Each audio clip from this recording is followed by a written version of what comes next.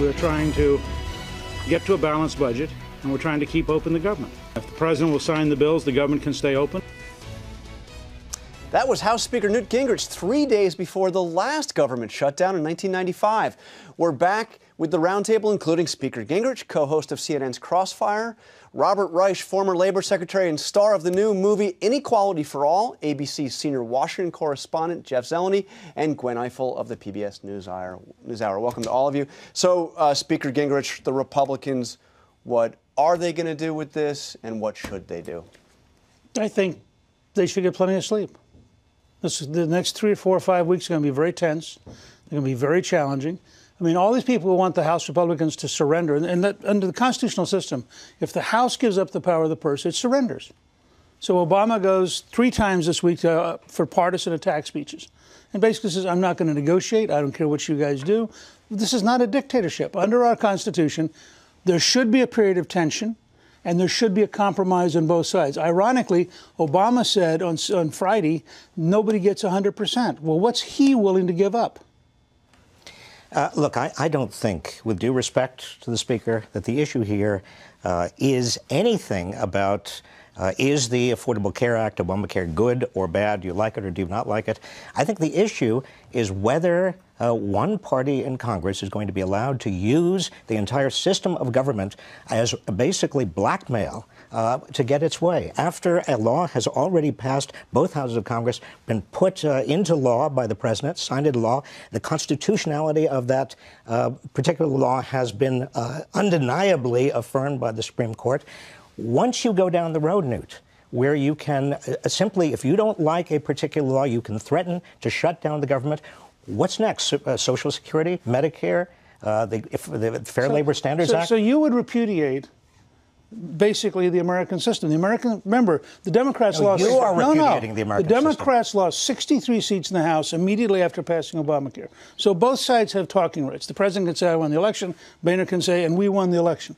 Under our constitutional system, going all the way back to Magna Carta in 1215, the People's House is allowed to say to the king, we ain't giving you money. No, I'm sorry. Under our constitutional system, you're not allowed to basically risk the entire system of government to get your way. But Jeff, there is a reality here. And when we heard it in your piece, top of the show, from John McCain, the Senate is not going to go along with defending Obamacare. Right, and you hear that again and again and again from Republicans. I talked to Orrin Hatch last week, walking through the halls of the Capitol, and he said, you know what's happening in the House? They're unfairly raising the expectations for everyone in the country who wants to, who does not like the Affordable Care Act. The base thinks they can actually pull this off, and they can't do it. So so that's a big worry. So as this moves to the Senate this week, there's going to be a lot of huffing and puffing. But is Ted Cruz going to be standing alone, or who's going to be with him?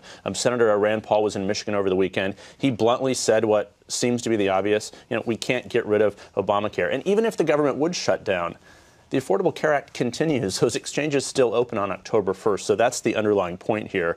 The Health Care Act is here to stay, but all tied to the debt limit, and that's up for discussion this week. We're talking about sending messages, some of my least favorite things in Washington, when you do things just to send a message. But both Rand Paul and Ted Cruz are talking filibuster, which means they get to hold the floor for as long as possible. It doesn't mean they get to stop Obamacare. It doesn't mean they get to do anything but bounce it back to the House and then put yet another dilemma in John Boehner's lap. By the way, Mr. Speaker, I liked your shirt in that picture. Yeah, that was a good sweater. From 1995. Was that a sweater? That was a good look. It was. I remember that. There's something bigger here, which you didn't even deal with. First of all, you controlled the entire Congress. I mean, the Republicans were in charge of the Senate, too.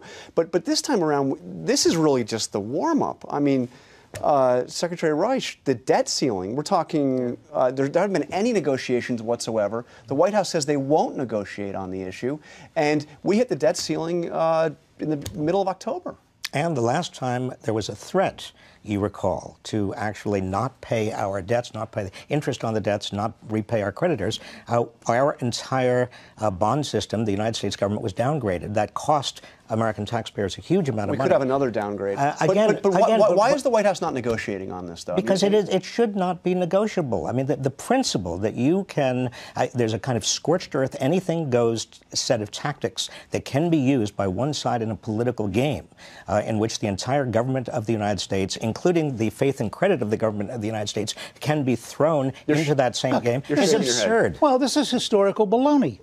We have added something to the debt ceiling. Better than pious baloney, I guess. Well, it is. It's not even pious. He's not pious. And Look, the fact you're is, absolutely wrong. No, wait a second. The fact is, since Dwight Eisenhower, we have added things to the debt ceiling.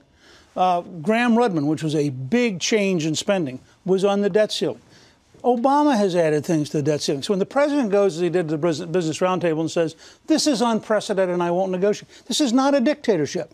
At some point, members of the House are allowed to say, come sit at the table. He doesn't sit at the table. He goes out and makes partisan attacks. It is true that the president likes nothing better or seems to be no more energized than when he gets a moral dudgeon. And that's true of everybody else in the White House, too. But he is not unhappy right now. Right. I don't think anybody is talking to anybody in the White House who are saying, oh, gee, it's a shame the Republicans are fighting among themselves. It's the best week he's probably had in a few weeks after Syria and everything else. Suddenly he is president, and if the economy goes down as a result of this, yes, he's ultimately without a question. So I want to change quite dramatically to what is happening in Iran. We have a potential game changer in the Middle East. A new Iranian president talking about reconciliation, saying he is ready to negotiate, ready to talk to the United States. And the White House, Gwen, seems to be open. I mean, are we going to see them meet in New York this week? First, the president of Iran and the president of the United States. That's what we're all waiting to see. I think even if there's a choreographed handshake, a still photograph, that would be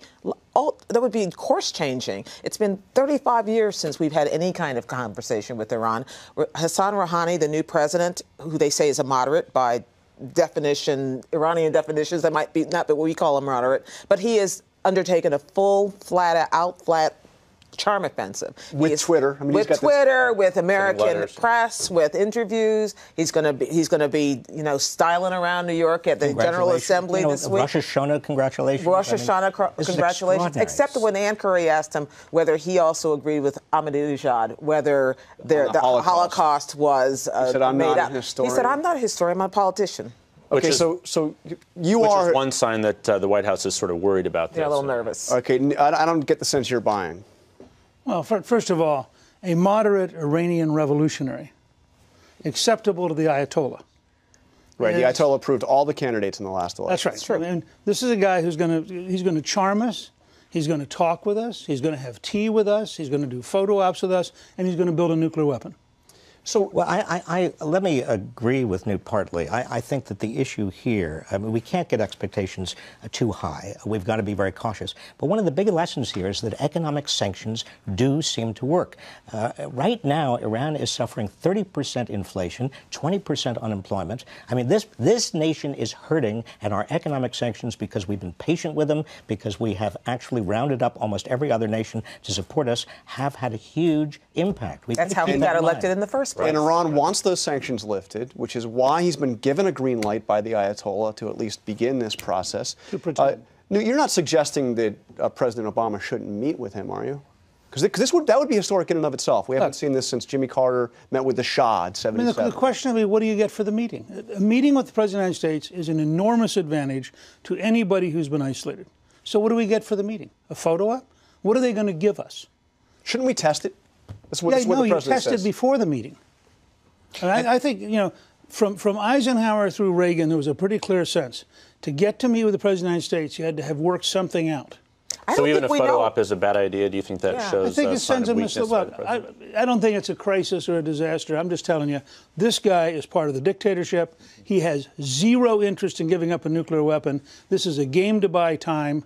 And in fact, in his earlier career, he claimed that he managed to confuse the Western Europeans in order to buy more time. So let's look at who he really is. The normal pattern of diplomacy through these things is not to begin with a face-to-face meeting. Right. It's to begin with underlings who clear the brush, who actually create the agreement, and then the face-to-face meeting is to confirm the agreement, and that's the way it should be here. I think the timing is what's interesting because of Syria. Unfortunately, we are out of time, but thank you very much. Gwen, Jeff, Secretary Reich, Newt Gingrich.